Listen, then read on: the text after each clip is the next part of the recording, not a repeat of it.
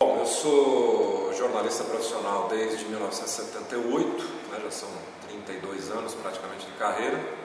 Comecei no interior, comecei trabalhando em jornais lá em Jundiaí, onde eu morava na época, Jornal da Cidade, Jornal de Jundiaí, comecei a fazer rádio por lá, fazia um pouco de tudo, cheguei a ser chefe de reportagem, chefe de redação e vim para São Paulo para trabalhar no Estadão, em primeiro lugar, fui trabalhar com economia no Estadão, foram mais de 4 anos lá trabalhando com economia. Na mesma época eu comecei a trabalhar na Jovem Pan, eu apresentava um programa de variedades e só fui me fixar no esporte, embora eu já tenha feito isso no passado lá em Jundiaí, quando eu fui para a ESPN Brasil. Isso foi em 1995. Até então eu trabalhava com variedades, com economia, rádio, jornal e fui fazer televisão lá na ESPN Brasil. E foi lá que eu me tornei narrador. Um pouco antes eu tinha tido uma experiência também na TV Jovem Pan, mas que era um trabalho quase experimental. E ali eu comecei a ter uma carreira mais sólida dentro do esporte, viver praticamente só de esportes, e foram 10 anos de ESPN Brasil, e desde abril de 2005 eu me transferi para o Sport TV, TV Globo, né? Cheguei a fazer muitos eventos na TV Globo, mas basicamente narrando esportes no Sport TV. E escrever um livro sempre foi um sonho, né? Na verdade eu me transformei em jornalista porque eu queria ser escritor, na verdade. Mas eu cheguei a um momento da minha vida que eu cheguei à conclusão que eu não tinha capacidade para ser um ficcionista, um romancista, né? Não tinha talento para isso. E fui ser jornalista porque era onde eu achava que eu podia escrever, sempre adorei escrever e tal. Então quando surgiu a possibilidade, o encontro com o pessoal da editora Contexto, foi realmente uma alegria de poder realizar um sonho, né? E aí as melhores seleções brasileiras de todos os tempos foi um projeto que a gente chegou à conclusão que era legal de a gente fazer, porque reunir num volume só 6 histórias de sucesso, né? Porque são 5 seleções que ganharam Copas do Mundo, uma que não ganhou, que é a de 82, mas que encantou, né? Que até hoje todo mundo tem a lembrança daquela seleção que todo mundo considera que foi uma das maiores, não diria injustiças, mas uma das maiores perdas, né, que a gente teve na história do nosso futebol. E aí, como para você fazer um livro, né, para você fazer escolhas, né, então você tem que ter alguns critérios. Os critérios que a gente adotou para fazer o livro foram 2, basicamente. Uma seleção vencedora, uma seleção que tenha ganho a principal competição do planeta, que é a Copa do Mundo, e a parte técnica, uma seleção que tenha sido brilhante tecnicamente, que tenha encantado e tal. Então foram 5 seleções as campeãs do mundo e mais a de 82, né, que ela entrou pelo mérito técnico. E tem algumas que estão aqui no livro que não foram brilhantes tecnicamente, mas que foram campeãs. A de 82 que foi brilhante tecnicamente, mas não foi campeã.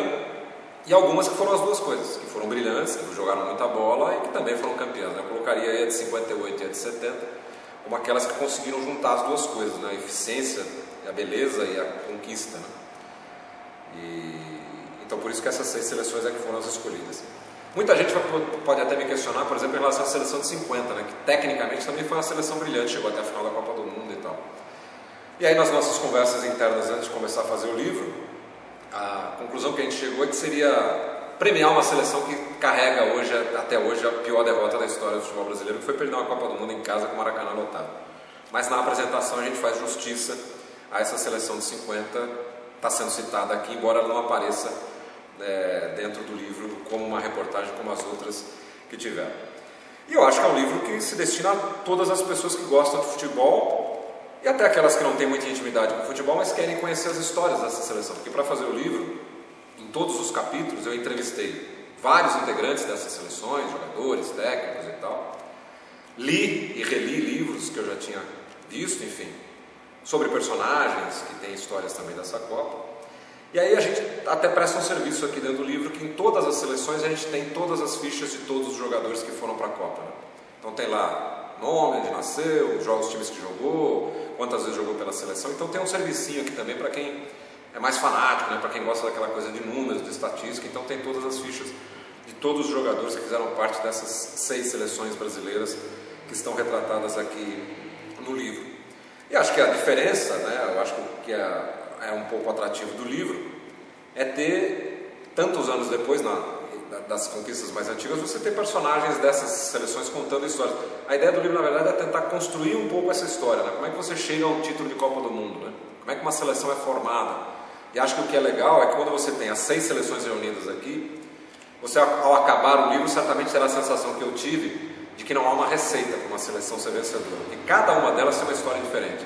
O 70 de 58, por exemplo, que é uma seleção considerada a primeira a ter um projeto, a ter uma organização, a ter um planejamento, e é verdade, a primeira seleção que faz um trabalho mais científico, né, com médicos, fisioterapeutas, com especialistas em preparação física, planejamento de jogos e tal, com o comando do Paulo Machado de Carvalho, mas que nem é um planejamento de longo prazo, né? A primeira vez que a seleção é dirigida pelo Vicente Fiola, um novo grupo com o comando do Paulo Machado de Carvalho, é em maio de 1958, e a Copa do Mundo começava um mês e meio depois.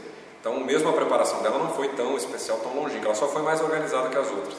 Um trabalho que praticamente se repete em 62, mas se você pegar, por exemplo, esse trabalho científico já é levado para a Copa de 70 com muito mais primor e com muito mais tempo de preparação. Então, talvez aquela tenha sido até uma seleção mais planejada do que a de 58, mais projetos de mais longo prazo.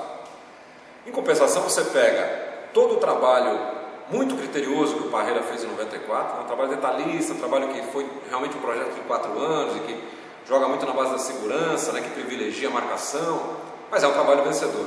Aí você pega a seleção de 2002, por exemplo, que é a chamada bagunça geral, né? Aquela seleção tem 4 técnicos ao longo de 3 anos de eliminatórias, uma seleção que chega às vésperas da Copa do Mundo sem saber qual seria o rendimento dos seus principais jogadores, pelo menos externamente ninguém tinha muita noção.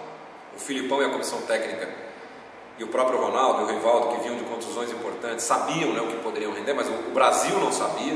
Então ela chega cercada de muita incógnita, é favorecida um pouco pela tabela, né, porque pega adversários mais tranquilos, né, só teve 2 adversários mais importantes ao longo dos 7 jogos.